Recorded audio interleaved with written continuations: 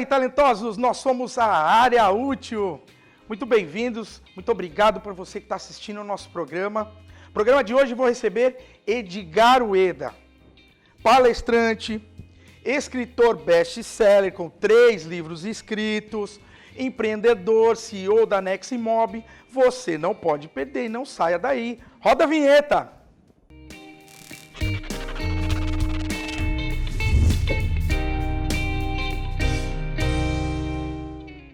Muito bem, seus talentosos! Bem, equipe do Área Útil hoje gravando com Edgar Ueda. Estou eu, Marcelo Pinheiro, Rodrigo Silva, falando com meu amigo Edgar Ueda. Edgar, muito obrigado pela parceria, pela confiança, pela amizade. Você sabe, eu brinco que você é o magneto, né? Você é um cara que atrai negócio para o mercado imobiliário, você contribui muito para o mercado imobiliário. Obrigado mesmo por fazer parte do primeiro programa Área Útil que a gente está startando esse projeto. Obrigado, viu? Eu que tenho que agradecer. Imagina a responsabilidade, né, que eu tenho em abrir esse programa. O título já é um título vendedor e parabéns, né? Área Útil é o que mais nós adoramos no mercado imobiliário, né? Falar de área, falar de metro quadrado e agradecer você, Marcelo, essa parceria que já dura alguns anos e também aqui o Rodrigo, essa parceria e parabéns pela iniciativa. Vamos embora lá, conteúdo. Bora lá, conteúdo. Como é a nossa proposta, muito conteúdo para você e o Edgar, sobra conteúdo. Edgar, vamos lá. Começando a falar um pouco, você que já escreveu os 3 livros, você que está sempre muito atualizado. Empreendedorismo. Como é que você está enxergando empreendedorismo? Eu sei que é uma pergunta ampla, mas você tem muita bagagem para isso. O que você está enxergando no mercado imobiliário em relação ao empreendedorismo? Bom, uma boa pergunta, né? E é importante que todo profissional, independente da categoria, ele precisa empreender. Então, se ele trabalha para alguém, Marcelo, e muito bem colocada essa pergunta, se ele trabalha com alguém, ele deveria ser intraempreendedor. Empreendedor dentro de um CNPJ de uma outra pessoa. Ele investir tempo, investir tudo aquilo que ele faria sendo um empreendedor na vida real. Então falta bastante o empreendedorismo, o mindset do empreendedorismo enquanto colaborador, funcionário, prestador de serviço ou qualquer categoria. Agora, todas as profissões, você pega um corretor de imóveis, um arquiteto, um engenheiro, a gente sabe que esse programa é para esse público, né, essa diversificação desse público, entender que o empreendedorismo pode ser desenvolvido, ele pode ser estudado, ele pode ser aperfeiçoado. Então, empreendedorismo é ter uma visão 360, empreendedorismo é começar a enxergar a oportunidade, é você ter esse feeling de oportunidade, é você, de repente, abrir mão de alguma coisa em algum determinado momento da sua vida para conquistar outras e que faz parte do empreendedor, do empreendedorismo, sacrifícios, renúncias, você abrir mão por um período específico para criar algo grandioso. Então, o empreendedorismo é um mindset, o empreendedorismo é um comportamento, o empreendedorismo é uma competência. Se desenvolvida dentro de qualquer profissão e qualquer área, você vai conseguir resultados exponenciais, resultados melhores, não tenho dúvida disso. Veja se você concorda comigo. Indo bem específico para a área do corretor de imóvel, né? A gente está falando de empreendedorismo. Na minha visão, quero a sua e a gente não é obrigado a concordar, a gente está aqui para enriquecer mesmo. Eu vejo que o corretor de imóveis ele não enxerga que ele é um empreendedor. Né? Até acho que está melhorando o mercado, mas muitas vezes ele não enxerga isso. E eu acredito que todo corretor de imóveis tem que ser um empreendedor. Você concorda comigo? Sim, o empreendedorismo é uma alternativa dele conseguir coisas maiores, né? Ter mais qualidade de vida, ganhar mais dinheiro, se destacar, gerar emprego, gerar mais renda para aquela região que ele atua. E de fato falta o entendimento, no meu ponto, primeiro clareza e depois consciência. Eu sempre bato nessa tecla. A clareza de entender que todo profissional precisa ser empreendedor. E a consciência que ele precisa desenvolver essas competências, habilidades. Porque tudo se desenvolve. Aquela teoria de que nasceu jogador, nasceu corretor, nasceu arquiteto, não existe. A gente nasce com algumas características, né, habilidades, baseado em algumas situações fisiológicas, neurológicas que vamos desenvolvendo ao longo da vida, que a gente tem uma pequena aptidão. Vamos lá.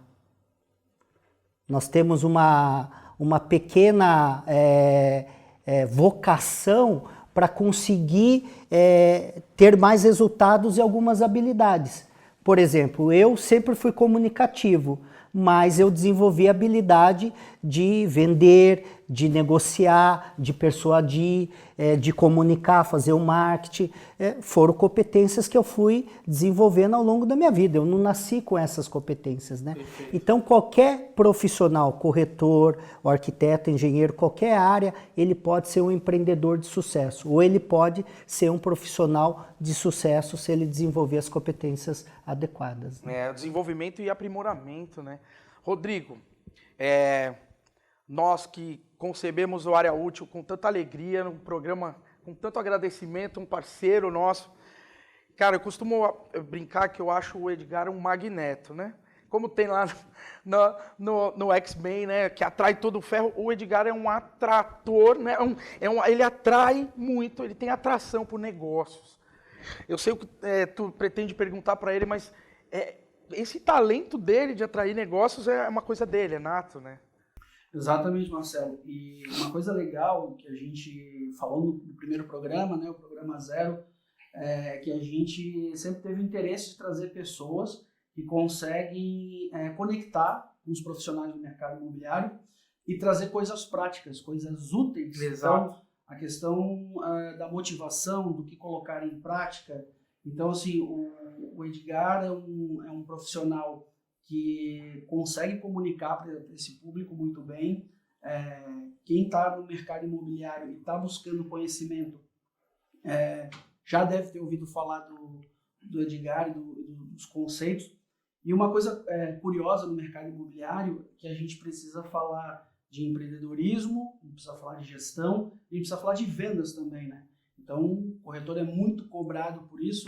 E nesse sentido, Edgar, como é que você vê esse papel do corretor como um vendedor? Características, skills, habilidades, como é que você vê hoje os profissionais que compõem o mercado e que a gente pode falar aí para o pessoal que está assistindo?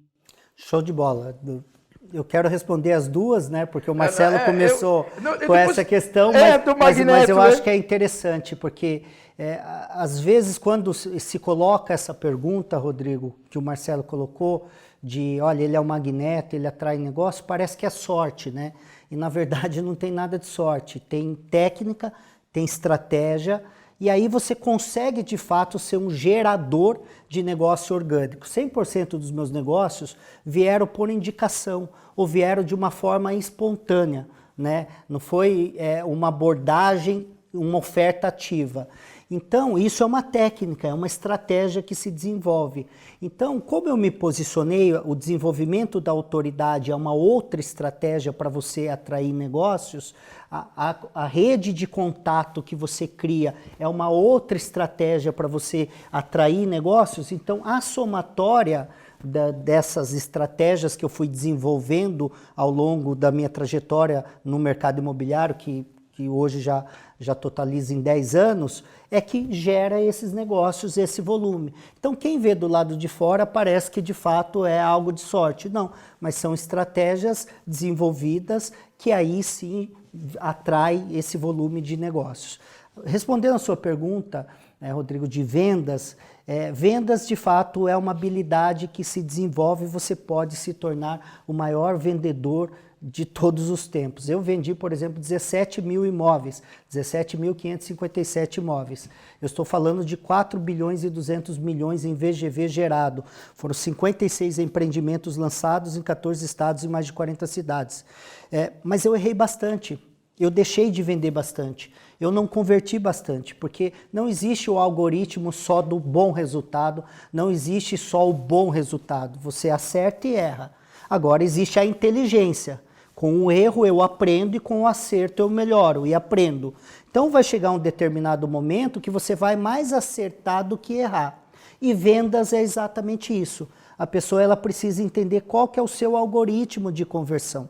Você veio da área mais técnica, mais a área de TI, desenvolvimento, provavelmente você deve desenvolver muita coisa nesse sentido.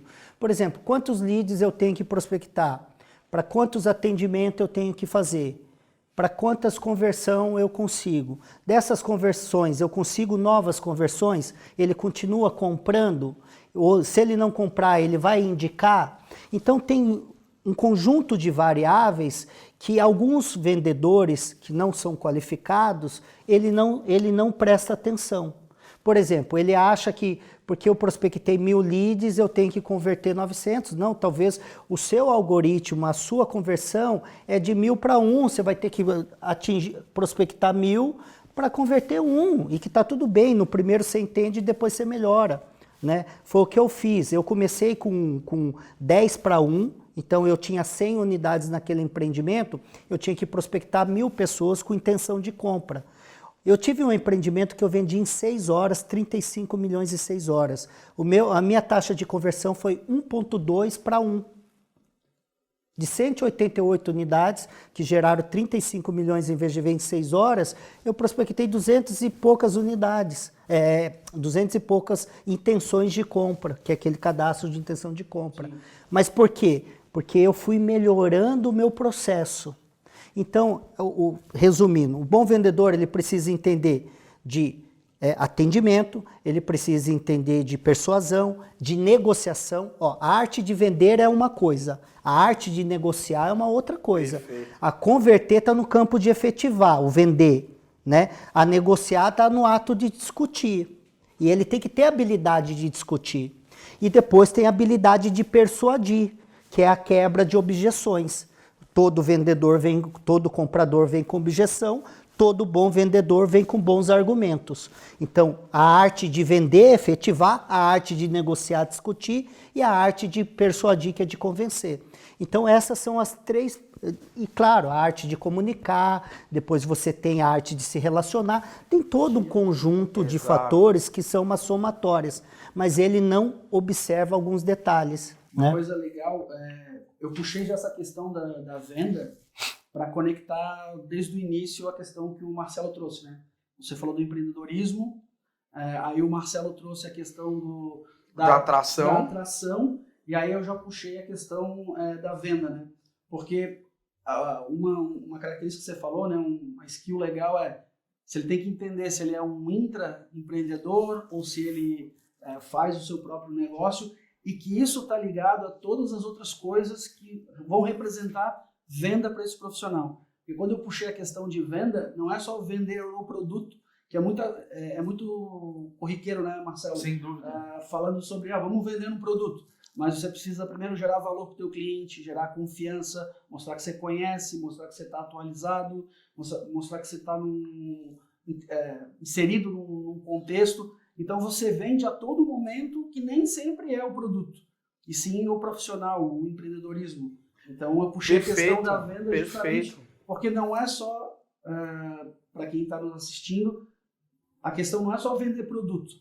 É vender uma imagem, é vender relacionamento, é vender, é gerar valor. Então é um pouco dessa... Posso puxar uma pergunta num gancho que você falou? Deve.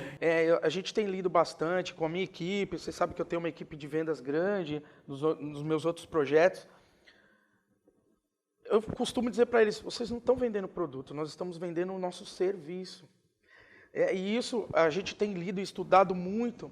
97% é a dor do cara, é o que você resolve para ele, é o que você está conduzindo para melhorar a vida dele, conduzindo ele para uma melhora, etc. E 3% é o produto em si. Claro que nós, corretores de imóveis, que eu sou também, temos que conhecer muito o produto. Mas você concorda com essa linha de raciocínio que hoje o mercado mudou muito? É claro que a gente conhece do produto absurdamente, mas é a parte menor, é o serviço que faz a diferença. É o que o Rodrigo colocou também. Você concorda? Só para complementar, para consumidores super servidos de informação, né? Antes, cada vez mais, né? Cada vez mais. Então, o corretor tem que estar conectado com com pessoas, informações do negócio e com essa mudança que acontece no cenário. Né? Exato. Tu acha que é uma linha, né? Eu acho que é uma Sim. linha atual, né? Sim. Pegando o gancho um pouquinho, eu gosto sempre minha cabeça sempre funciona de forma bem estruturada, embora eu sou bem comercial. Também parece que eu estudei bastante a área mais racional da área da estruturação, né? Mas, Rodrigo, você falou uma coisa interessante. A gente está vendendo o tempo todo, mas as pessoas não têm consciência disso. Por que não tem consciência? Porque quando você faz algo consciente, você deixa de fazer você deixa de fazer algo que é sabotador e você passa a fazer algo que potencialize. Então, se eu entendo que eu vendo o tempo todo, eu presto atenção na minha comunicação, eu presto atenção na maneira de como eu visto, eu presto atenção na maneira de como eu me relaciono, eu presto atenção na maneira de como eu dou feedback. Então, se eu entendo e tenho clareza e consciência que vender é um processo contínuo e é um processo infinito, né, eu começo a prestar mais atenção e dar mais atenção aos pequenos detalhes. E respondendo a sua parte, Marcelo, que é muito interessante, hoje cada vez mais as pessoas estão apegadas às experiências. E as experiências são coisas não tangíveis, né? Você não consegue colocar forma numa experiência. Então as pessoas estão cada vez mais prestando atenção na maneira de como você atende ela, na maneira de como você vai entregar o imóvel, na maneira de como você cria uma relação pós-finalização de um serviço. Eu escrevi meu segundo livro, que é o Desvendando a Caixa Preta do Sucesso, que você já tem, que eu escrevi com o Luiz Paulo Lupo, que é o vendedor Pitbull, e ele fala uma coisa que eu aprendi há 12 anos atrás, quando eu conheci ele, que ele fala que não existe pós-venda, existe pré-venda da próxima venda, porque o seu objetivo é, ou você vai vender um novo produto ou serviço para ele, ou você vai vender para alguém que ele conhece no círculo de amizade familiar dele, ou você pode ainda que ele seja o seu vendedor. Ele vai te indicar para que ele seja o seu vendedor. Você sabe que eu tenho essa habilidade de gerar, né, relacionamento, que as pessoas me indicam negócios. Né? Então, a resposta é sim, está cada vez mais ligado à experiência que você gera e à percepção que ele vai ter de você. Normalmente as pessoas tendem a falar, olha, eu sou bom nisso, eu sou foda nisso. Quem tem que achar é o mercado, quem tem que achar é o cliente. Você é percebido como uma pessoa que se relaciona, que atende bem, que entrega um bom produto ou serviço, que você entrega uma boa experiência, e são pequenos detalhes. Eu morei 9 anos e meio no Japão, só para concluir aqui, e lá é muito ligado à experiência. Então, o ato de acompanhar você até a porta, você vai lá abastecer um carro, o frentista vai até a rua para verificar se não está vindo um carro para te dar mais segurança. O frentista, ele pede para você, olha, você tem lixo dentro do seu carro? Me dá que eu vou jogar. Um simples ato pequeno, claro, que não vai te custar muito dinheiro, né? Custa atenção e faz toda uma diferença. Exato. O mercado está falando muito em CX, que é a experiência do cliente, mas é isso, né? Você falou do seu segundo livro, o seu primeiro livro é best-seller, que é o Kintsugi, que, é muito bom, recomendo para vocês. Meus dois, viu? Pelo amor de Deus. Não. Não tira um título do segundo. Pelo amor de Deus, eu só estou falando do outro. Recomendo o Kintsugi, já li O Poder Autografado, Desvendando a Caixa Preta, que é isso. Mas como a gente está bem focado em falando no mercado imobiliário, fala um pouquinho do poder do método, fala um pouco do teu terceiro livro, que é específico do mercado imobiliário. Show de bola. Eu escrevi na quarentena, escrevi 300, aliás, teve 400 páginas, e aí a editora falou assim, vamos cortar um pouquinho, ficou 300 páginas. Está muito grande. Está muito grande. Até quero escrever o volume. Mas tudo na minha vida foi norteada por métodos, né? Eu estudo filosofia de sucesso há mais de 20 anos, Marcelo. Eu sempre fui um grande estudioso. A diferença entre estudante e estudioso, né? Tem um termo americano que fala long life learning. A gente tem que estudar a vida inteira.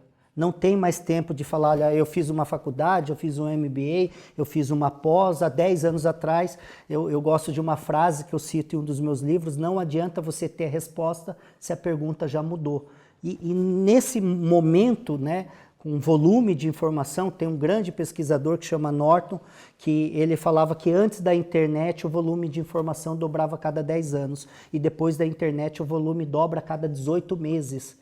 Então, ou seja, daqui 18 meses, tudo que a gente está discutindo aqui, de repente, possa já ser obsoleto, né? Então, claro que quando a gente fala de mentalidade, não, quando a gente fala de algumas coisas, que isso são atemporais, né?